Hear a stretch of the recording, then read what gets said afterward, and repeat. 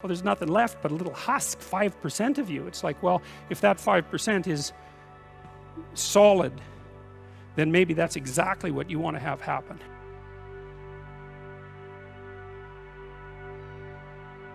And then what I tried to do, what I learned to do, I think, was to stop saying things that made me weak.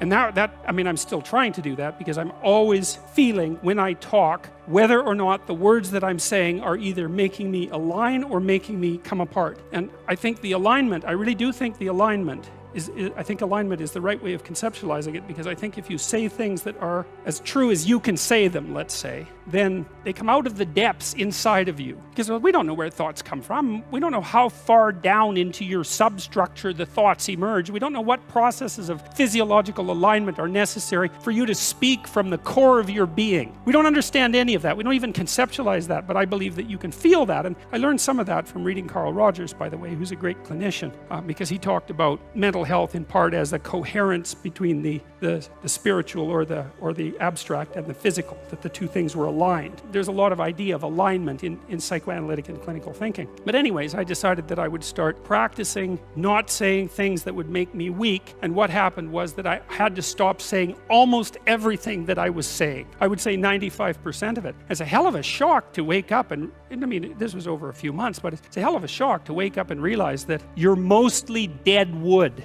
If you truly want to be successful, you need to make sure that you truly believe in yourself, and you know deep down in your heart of hearts that everything you do is to better yourself and make your future better than it was the day before. And if you do that, you need to make sure that you are 100% fully committed to every single thing that you do, because you don't want to be known as the person who gave up halfway through, or somebody who just puts half effort into things and doesn't get anything done, and they're always half-baked with their efforts and don't do anything to their fullest potential. There's enough people in this world that do that, and it's time for people to actually live up to their potential. You need to make sure that you're constantly doing this and going all in everything that you do and trying to become the best version of you every single day. And if you keep that up, you will never let yourself down, because you're constantly giving it your all and trying to do everything in your power to better yourself every single day, pushing yourself towards your goals and your dreams and your aspirations, and making yourself more equipped to be able to tackle those challenges that are put in front of you every single day. And if you keep all in and never let down and never give up, you will be successful, because there's a huge difference between failing and giving up. It's okay to fail, it's going to happen, and you should embrace it and be bold when you do and confident as well. But when you give up, you can't turn back.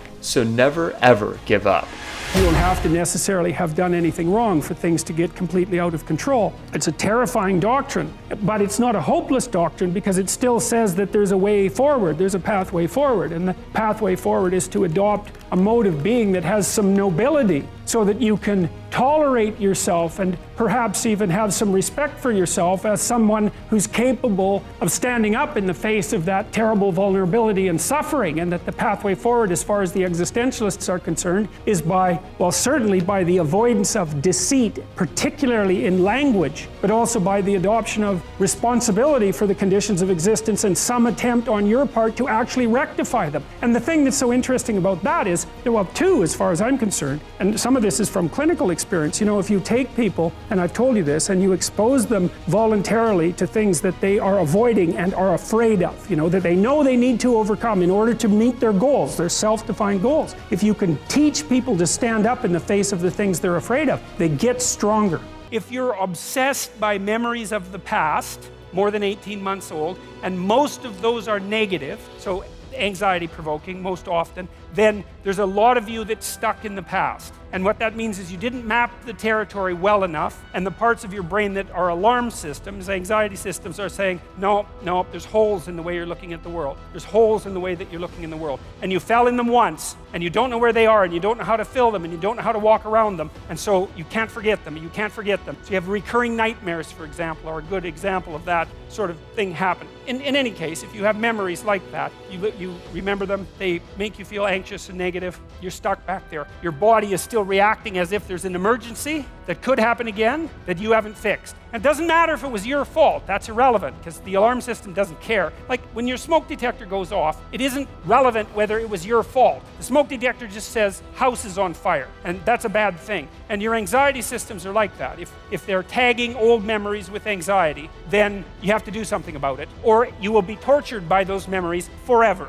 Let's fix all your oppression, and then we'll fix yours too. We'll take every single thing into account. It's like, no, you won't, because you can't. You can't. It is technically impossible. First of all, you can't even list all the ways that you're oppressed. Second, how are you going to weight them? Third, who's going to decide? And that's the bloody thing. Who's going to decide? That's the thing. Well, what's the answer in the West? It's like in free markets, oh yeah, Christ, we'll never be able to solve this problem. No one can solve it. What are we going to do about that? We're going to outsource it to the marketplace. You're going to take your sorry, pathetic being and you're going to try to offer me something that maybe I want. And I'm going to take my sorry, pathetic being and I'm going to say, well, all things considered, as well as I can understand them, maybe I could give you this much money, which is actually a promise for that thing. And you've packed all of your damn oppression into the price. And I've packed all my oppression into the willingness to pay it. It's a bad solution, but compared to every other solution, man, it's why 10% of us have freedom.